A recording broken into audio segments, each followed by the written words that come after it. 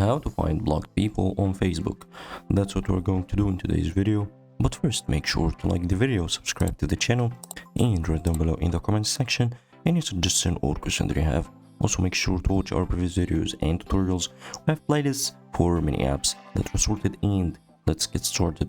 So today we're gonna use Facebook on iOS to find blocked people. So let's first search for it in the upper bay. As you can see, it's already in the suggestion, but if I'm gonna search, just type face, and now Facebook appears for me.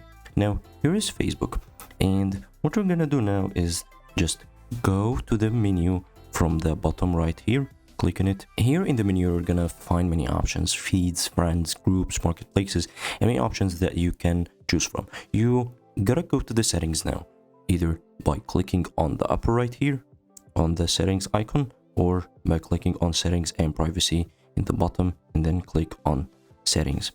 Now as you can see, now here are many sections for settings and privacy. You can find account settings, preferences, settings, and audience and visibility, and permissions.